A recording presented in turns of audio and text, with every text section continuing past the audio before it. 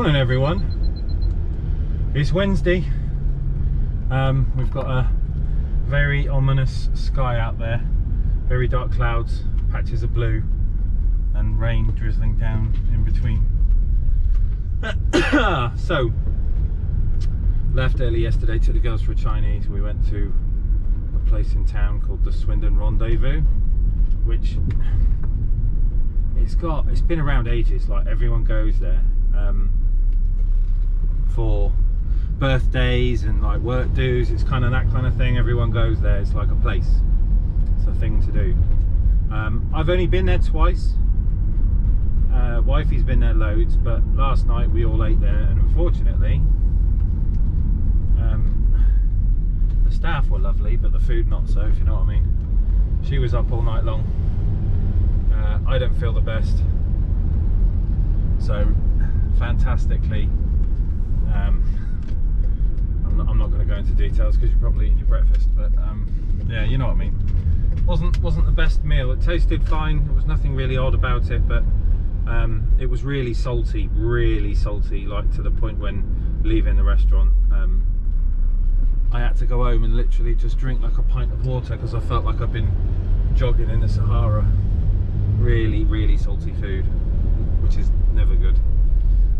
But anyway, off to work. Got to try and muddle through it today. We've got the big Ducato coming in. We've got the unboxing of the new Pioneer unit and the fitment, dash cams, rear speakers. We were talking about a sub, but I think that's been blown out the water now. His wife's not keen on that idea, but we've got some good stuff to go in it. So I'm going to get off to work, pick up my porridge, and go from there. So far the van is doing alright. We've not had any issues. Touch wood, no more problems. And I'm still shopping around for what we can stick them gigantic wheels on. So I'll come back to you in a bit. It's halfway through the week, everyone. It's hump day. Happy Wednesday, my dudes. Morning, dudes. What a palaver. So, Fiat Ducato has just been in and Fiat Ducato has just gone. So, annoyingly, even though the kit is for a right year of Fiat Ducato, there is apparently a big difference in the lead and the wiring harness. So dependent on your year, you will have either the Mark 7 or the Mark 8. Now the kit that we have is for the Mark 8, which does not fit the Mark 7, and the harness and everything else is different as well. So for now, we're just going to do an unboxing instead, because I've got it here and it's cool, so we can talk about it. This is the Pioneer avic-z1000dab. So it's the 9-inch tablet screen from Pioneer. Let's open the box. So first off, it's that one there. First off, we've got two USBs as standard, so we can do port 1 and port 2. We've got an add-on lead, which is like a mini plug at the top, and you've got all your phono or RCA jacks for front and rear outputs, subwoofer outputs, camera in, camera out, or AV in, AV out, auxiliary in, auxiliary out, standard Pioneer GPS style antenna, the puck variety. I said puck. 2.5mm jack with the headliner clip that you can take off and use a sticky pad to make it nice and neat. A bunch of screws, countersunk, coarse thread and dome head coarse thread. Traditional Pioneer plug as standard, ISO one end, Pioneer plug the other, and our handbrake extension, which we can put to earth and make all the features work at the same time. Little stickers for your USBs of port 1, port 2, Android Auto port 2, CarPlay port 1, that's normal. Selection of instructions and destructions, quick start guides, unit bump in many different languages, and then the unit itself. So it comes in styrofoam. We pull out the unit, just leave that there so you can see what we're looking at. That one there. So we've got our styrofoam packaging. These are usually well packed. Take out our unit and pop him open. So what we have is a double DIN chassis and then the 9-inch tablet style screen on the front of it. It's that way up, so you've got a little bit of an underhang from the unit itself. So some units you'll get like a single DIN chassis and the unit will either go north or south depending on your screen kind of thing. With this one, it's almost flush with the top, but we've got a little bit of an underhang. So depending on how the bracket mounts, obviously take that into consideration when you're putting this in the car. But it's a nice unit, looks the same as all the sort of 900 series that we've got, with just a bigger tablet style screen. Looks very nice. So I'm going to power it up, see what it does. Let me just grab my ISO, pop that in there. So this one has built-in camper nav, or commercial nav as we like to call it. At the top here you've got your home screen, 4 buttons. Then you've got your screen switch, so you can go between CarPlay, navigation and the main menu quite fast. The screen options there, which will be your dimmer settings, lightness, darkness, times, automatic. Microphone for telling Alexa, Google, whoever to do something with your phone and radio. Return key to go back a menu, plus volume, negative volume. So we've got a nice 9-inch display. So we'll go on English to start with. This is to do with your speaker mode settings and your DAB power. And okay, so it's a lot like using any of the SPDA 360s, the 160. It's very similar setup, but obviously with the excuse of this one's got navigation, which is the arrow. So you've got your normal Pioneer settings at the top in the cog. 2 phones capable, obviously your Bluetooth menu and your navigation. And then you've got your main menu, which you can switch around, DAB radio, normal radio, USB 1, USB 2, Wi-Fi or Bluetooth music, and then whatever phone you've got connected to it.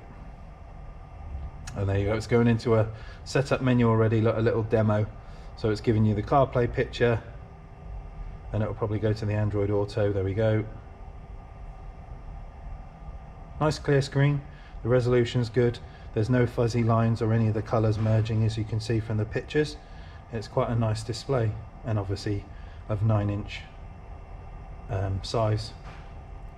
So we touch it, wake it up, let's see what options we've got.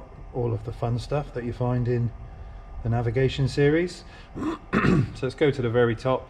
Navigation related settings, self-explanatory. AV sources, in and out, you can choose which ones you're using. Smartphone settings. Ins and out settings would be for your, whether you're having a camera into it or a camera out of it. Reversing camera settings, Wi-Fi settings to pair up remotely, safe mode on or off, demo mode on or off, language settings, we'll just turn the demo off for a minute, climate reverse, beep tones, dimmer settings, system information. Picture stuff, obviously you've got your backgrounds, your splash screen, that's the one that turns on and gives you an image, clocks, themed, button illumination, background imaging, speakers, same again, full EQ, speaker levels, crossover, subwoofer settings, listening positions, time alignment.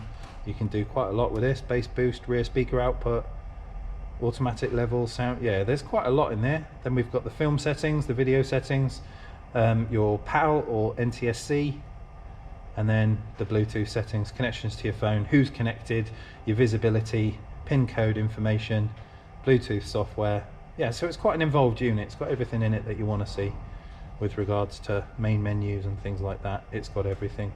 It won't find GPS obviously because we do not have a GPS plugged into it, so it'll probably say it's looking for GPS and won't show us a sat-nav screen. Could be wrong. It's thinking about doing it. Switched over to UK mapping, so this is currently where we are now. So it's found GPS, even in a building. What a great unit. See you in a bit.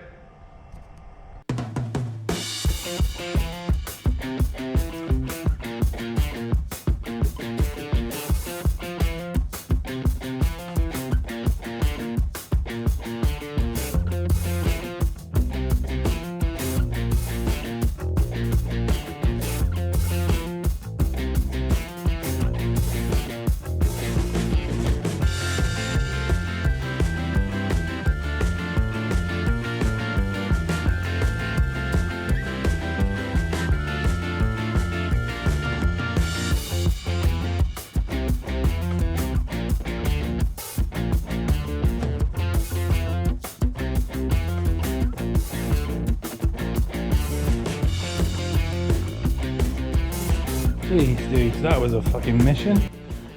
So we've managed to separate the grill from 1, 2, 3, 4, 5, 6, 7 pieces, 8 pieces.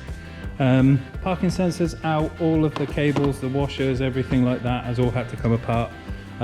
We've peed blue screen wash everywhere because I didn't have the clamp on it, and then connected that back up. That's now done. So now we're going to get the black grill in, reconnect everything, put the screws in it. The chrome trim is obviously not going to come on this one because that's the reason why we're going for a blacked out grill.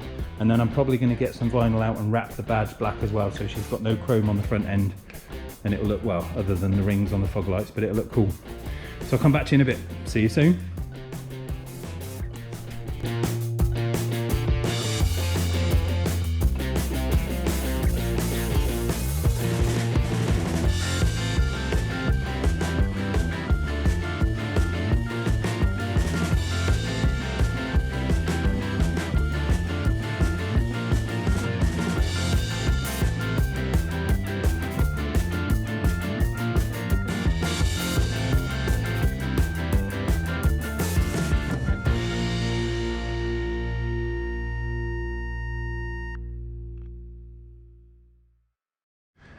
Right then, dudes, there we go, one finished car, all blacked out.